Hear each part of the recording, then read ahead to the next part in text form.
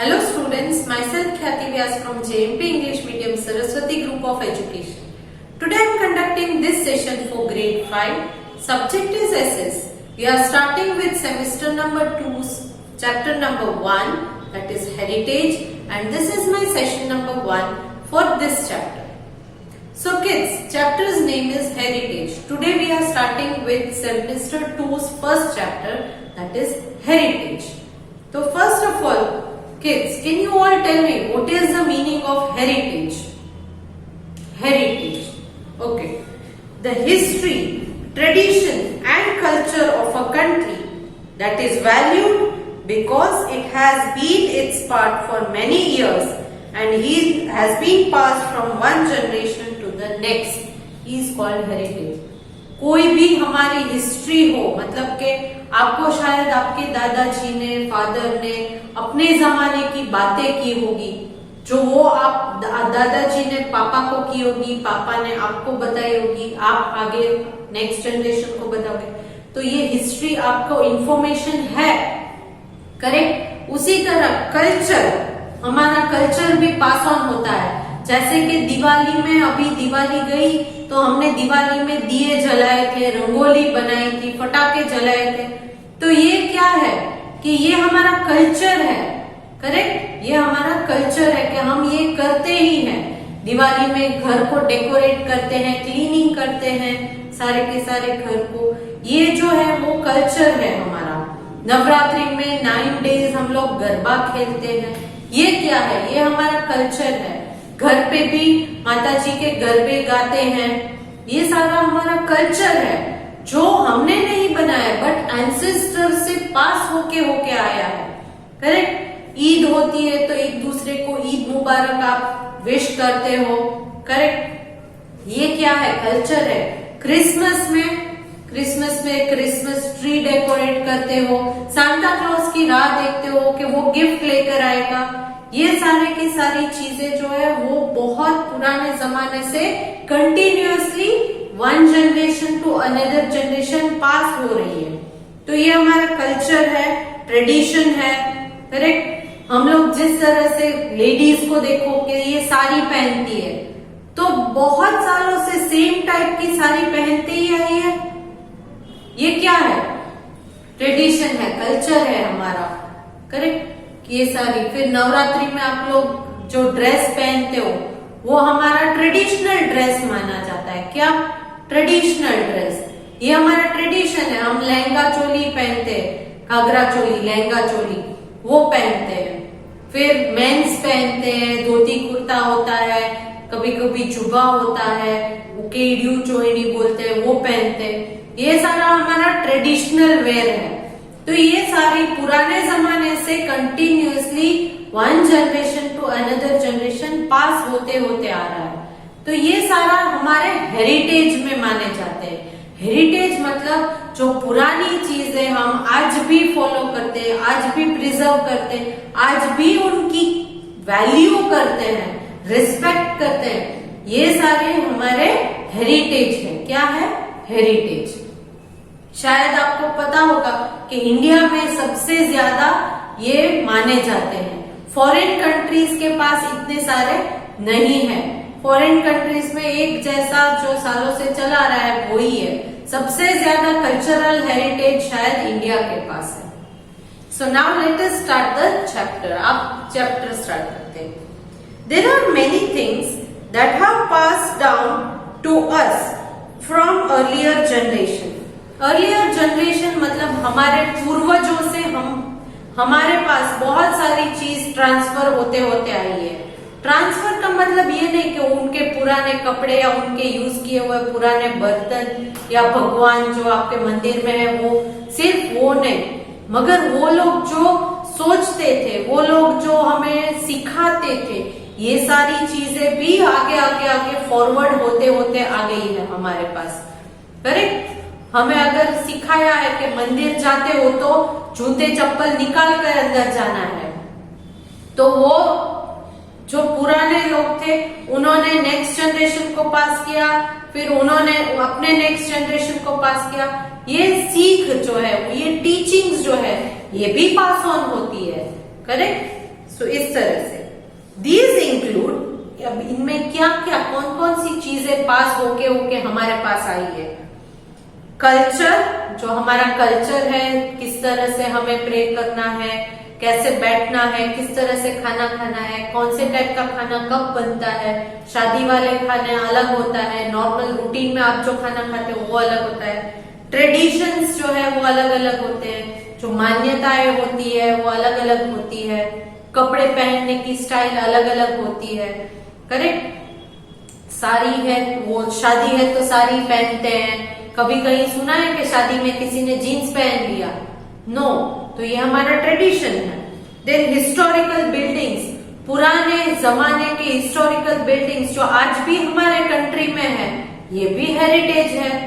आपने बहुत सारे हिस्टोरिकल बिल्डिंग्स देखे होंगे, यहाँ पर भी बहुत सारे हिस्टोरिकल बिल्डिंग्स हैं, करेक्ट। तो ये क्या है, आपने सुना होगा कस्तूरबा और महात्मा गांधी का जो डेला, कबा गांधी नो डेलो जिसे कहते हैं, ये उनका घर था पुराने जमाने में, तो वो भी एक हिस्टोरिकल हेरिटेज ही माना जाएगा, हिस्टोरिकल मॉन्यूमेंट है, करेक्ट। पुराने पुराने बहुत सारे मंदिर है, जैसे कि हमारा सोमनाथ है, द्वारका है, ये भी हेरिटेज है। ताजमहल, बहुत सारे लोग आप में से ताजमहल देखने गए होंगे, तो ये भी एक हेरिटेज है।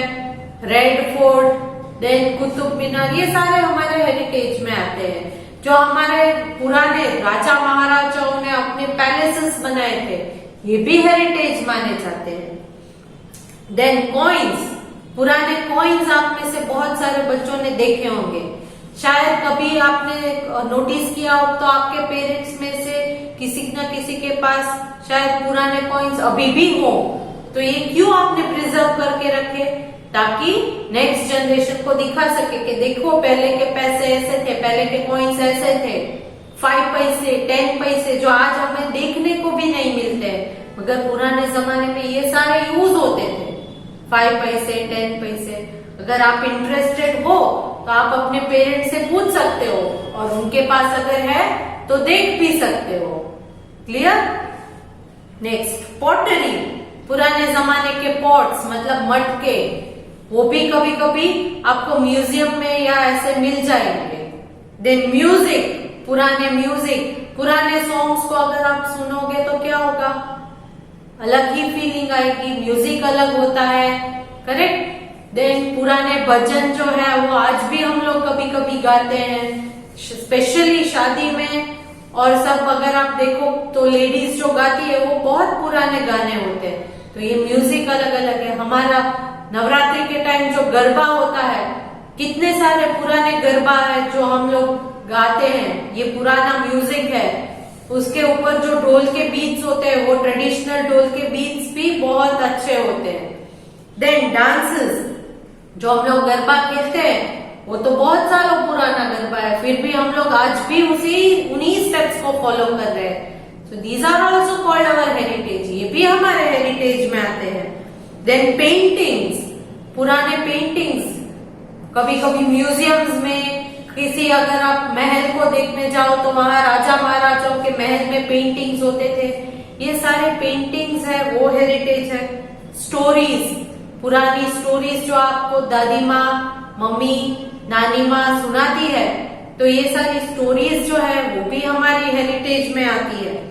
और ऐसी बहुत सारी चीजें हैं, पुराने वेसल्स है, पुराने भगवान के स्टैच्यूज है आपके पास, अगर पुराने जमाने का घर है आपका, पुराने जमाने के फैन देखिए वो एकदम से अलग होते हैं, ये सारी चीजें पुरानी है, पर फिर भी हमने उसे प्रिजर्व करके बचा कर रखा हुआ है, करेक्ट। क्यों? क्योंकि आपको पता है कि नेक्स्ट जनरेशन को ये शायद देखने को भी नहीं मिलेगा, तो इस वजह से पुराने स्टैम्प्स, आजकल तो ईमेल हो गया है, व्हाट्सएप हो गया है, तो लेटर्स कोई ज्यादातर नहीं भेजता है, बट फिर भी आज भी आपको स्टैम्प्स अवेलेबल है, अगर आप पोस्ट ऑफिस जाओ तो स्टैम्प्स मिल जाएंगी, मगर उन स्टैम्प्स को यूज कैसे करना है वो शायद आप लोगों को नहीं आता। आपके पेरेंट्स को अगर आप पूछोगे तो वो आपको बताएंगे कि स्टैम्प का यूज कैसे होता है।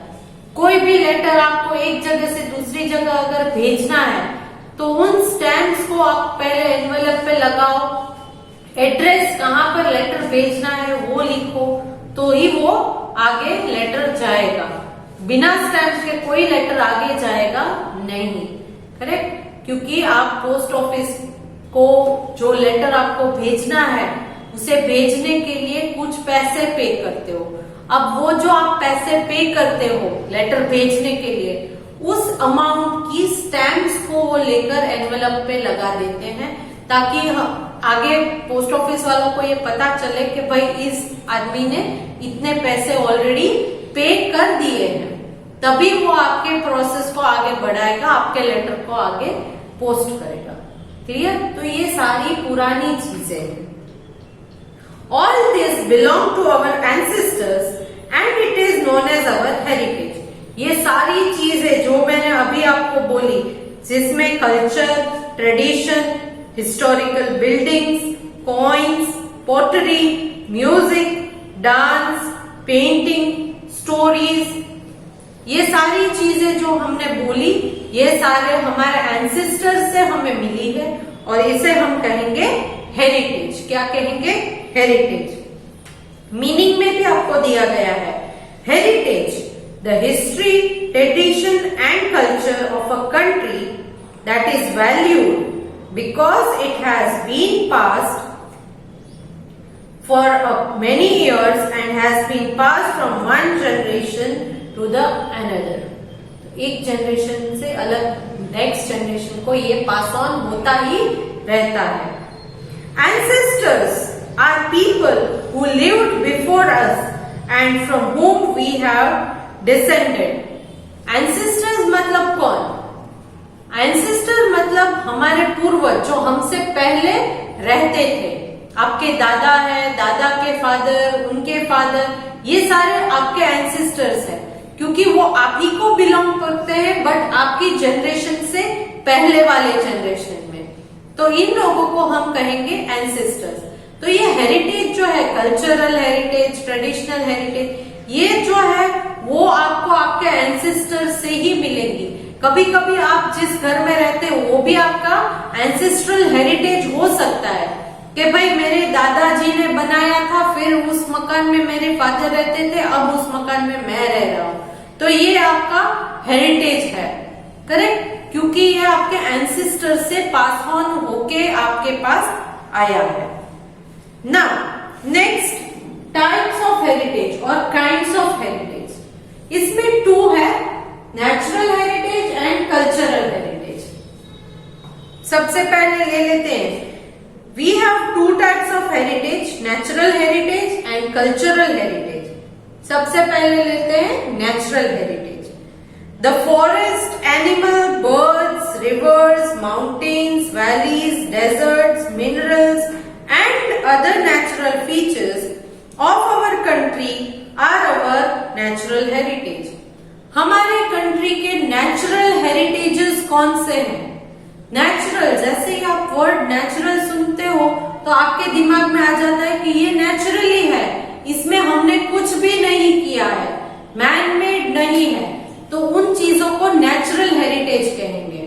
जिसमें हमारे कंट्री में कितने बर्ड्स हैं, एनिमल्स हैं, क्योंकि इन बर्ड्स को या एनिमल्स को हमने नहीं लाकर यहाँ पर रखा है अपने कंट्री में, ये नेचुरली पहले से ही गॉड गिफ्टेड यहीं पर रहते हैं, करेक्ट। तो ये सारे नेचुरल हेरिटेजेस है। इनमें डेजर्ट्स हैं, हमारे कंट्री में डेजर्ट है, the Thar desert, great Indian desert, valleys है, करेक्ट, फिर माउंटेन्स है, हिल स्टेशंस है, बहुत सारी रिवर्स है, प्लेट्यूज है, ये सारे नेचुरल हेरिटेज है, क्योंकि हमने इसमें कुछ नहीं किया है, वो पहले से ही है, तो इन चीजों को हम कहेंगे नेचुरल हेरिटेज। हमारे कंट्री में जो सॉइल है वो भी नेचुरल हेरिटेज है, करेक्ट, क्योंकि हमने कुछ नहीं किया है। हाँ, उस सॉइल की फर्टिलिटी बढ़ाने के लिए आप फर्टिलाइजर्स या मैन्योर डाल सकते हो, बट सॉइल जो है वो नेचुरली यही की है, इसी जमीन की मिट्टी है, so that is our natural heritage. Next, talking about cultural heritage. Cultural heritage का मतलब क्या है? Monuments or buildings, coins, pillars and rock inscription, palaces, place of worship, pottery, painting, dance, music, poetry, language, literature, and oral traditions of India form our cultural heritage. सबसे पहले monuments and buildings, बहुत सारे monuments मतलब पुराने किले या पुराने buildings जो थे, ये सारे हमारे नेचुरल हेरिटेज में आएंगे? नो, कल्चरल हेरिटेज में, क्योंकि ये बिल्डिंग्स मैन मेड है, पुराने जमाने के मजदूरों ने बनाए थे, इन्हें मैन मेड है, इसीलिए ये कल्चरल हेरिटेज है। उस जमाने का कल्चर था, किस टाइप का बिल्डिंग कंस्ट्रक्ट करना है, कितनी हाइट पे दरवाजा रखना है, कितने बड़े रूम्स चाहिए, कितने रूम्स चाहिए, ये सारे उन लोगों ने डिसाइड करके प्लेस किए हुए थे। इसका बिल्डिंग का पूरा एक नक्शा बनाते थे, प्लान आउट बनाते थे, फिर कंस्ट्रक्ट करते थे। तो ये हमारा कल्चरल हेरिटेज है। Then coins, as I told you, पुराने कॉइन्स होते थे, हर एक जो राजा होते थे उनके कॉइन अलग होते थे, क्योंकि वो अपने कॉइन में अपने नाम का या अपने सिंबल का निशान बनाते थे, करेक्ट। तो इसलिए कॉइन्स वो भी पुराने हैं, वो जो है वो हमारे कल्चरल हेरिटेज में आता है। देन पिलर्स, पिलर्स मतलब जो है बड़े बड़े खंभे होते हैं, उन्हें पिलर्स कहा जाता है। पिलर्स में भी आपने अगर कोई पुराना बिल्डिंग या पुराने पिलर्स देखे होंगे तो उसमें भी आपको कार्विंग्स मिलेंगे, करेक्ट।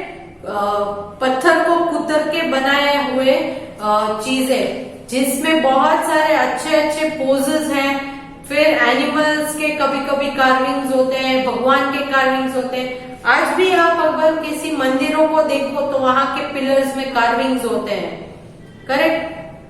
तो ये सारे पिलर्स जो है वो बहुत इंपॉर्टेंट है। अशोकन पिलर के बारे में हमने ऑलरेडी पढ़ा है कि उस पूरे पिलर के ऊपर बुद्धिज्म के टीचिंग्स लिखे हैं, बुद्धिज्म में क्या करते हैं उसके बारे में सारा का सारा इंस्क्रिप्शन लिखा हुआ है अशोकन पिलर में। तो पिलर्स इंपॉर्टेंट है। रॉक इंस्क्रिप्शंस, पत्थर के ऊपर कार्व करके आपको कोई ना कोई इंस्क्रिप्शंस है, कभी कभी कोई गीता जी के पाठ लिखे हुए होते हैं या कुछ ना कुछ सिखाने को दिया जाता है, तो इन्हें रॉक इंस्क्रिप्शंस कहते हैं, क्योंकि पत्थर के ऊपर, रॉक्स के ऊपर इन्हें जो कार्विंग करके बनाए गए हैं, इसीलिए इन्हें रॉक इंस्क्रिप्शंस कहते हैं। Then places of worship, places of worship मतलब मंदिर। हमारे यहाँ इंडिया में बहुत सारे मंदिर हैं, ये सारे हमारे कल्चरल हेरिटेज में आते हैं, क्योंकि इनमें से बहुत से मंदिर तो इतने पुराने कि शायद उनकी हिस्ट्री भी कहाँ तक है वो हमें नहीं पता। जैसे कि आपको पता होगा कि सोमनाथ टेम्पल, सब मानते हैं कि ये जो है ये नया वाला है, जो पुराना सोमनाथ टेम्पल था वो एक्चुअली सी के अंदर ऑलरेडी सबमर्ज हो गया है, दरिया के अंदर चला गया है, ये नया कंस्ट्रक्ट किया हुआ है। तो सोचिए कि अगर ये नया है जो ऑलरेडी हमें पुराना लगता है, तो वो पुराना वाला मंदिर कितना पुराना होगा। अंबाजी का मंदिर है, यहाँ पर हर्षद माता का मंदिर आपने सुना होगा, पोरबंदर के बाजू में है। फिर आप अगर जूनागढ़ जाओ तो यहाँ पर भी बहुत सारे पुराने आपको मिलेंगे, करेक्ट। तो ये सारे जो है प्लेसेस ऑफ वर्शिप, भवनाथ मंदिर है जूनागढ़ में, प्लेसेस ऑफ वर्शिप जहाँ पर हम प्रेयर करने, पूजा करने जाते हैं। फिर हमारे यहाँ बहुत सारे मॉस्क भी है, प्लेस ऑफ वर्शिप, जैसे कि हाजी अली दरगाह जो आपको यहाँ मुंबई में मिलती है, जामा मस्जिद है, ये सारी चीजें वो प्लेसेस ऑफ वर्शिप है। हम लोग वहां वर्शिप के लिए जाते हैं, मुस्लिम्स वर्शिप के लिए जाते हैं मॉस्क में। फिर दीव के साइड जाओ तो बहुत सारे पुराने चर्च आपको देखने को मिलेंगे, जो आज के जमाने में अगर बनाने जाए, कंस्ट्रक्ट करने जाए तो बहुत डिफिकल्ट हो जाएगा, मगर उस जमाने में भी उतना अच्छा उन्होंने कंस्ट्रक्शन का काम किया था। देन पॉटरी, पुराने पॉट्स। देन पेंटिंग्स, पुरानी पेंटिंग्स जो है वो भी बहुत सारी है। डांसेस, पुराने जमाने के डांसेस, जो ट्रेडिशनल डांसेस हैं हमारे, जो आज भी हम फॉलो करते हैं, ये सारे कल्चरल हेरिटेज है। पुराना म्यूजिक, पुरानी पोएट्री, पोएट्री मतलब जो गाना गाते हैं, पोएम्स, छोटी छोटी पोएम्स जो है, जैसे कि आप हिंदी में ये छोटी छोटी गैया, छोटे छोटे ग्वाल, करेक्ट, वो पुराने जमाने से चली आ रही है, फिर भी आपको तो आती है। तो ये पोएट्री। देन लैंग्वेज, हम जो लैंग्वेज यूज करते हैं, क्या आपको नहीं लगता कि ये लैंग्वेज भी हमारे एंसेस्टर्स से ही हमें पास ऑन होती आई है, करेक्ट? और इंडिया में तो कितनी सारी लैंग्वेजेस है, कुछ लैंग्वेजेस के लिटरेचर है, कुछ लैंग्वेज के लिटरेचर भी नहीं है, मतलब वो लैंग्वेज बोली जाती है मगर लिखने पॉसिबल नहीं है, उन लैंग्वेजेस को लिखना पॉसिबल नहीं है। तो ये सारी लैंग्वेजेस जो है वो भी हमें अपने एंसेस्टर से ही पास ऑन होके आई है, ये भी हमारी कल्चरल हेरिटेज है।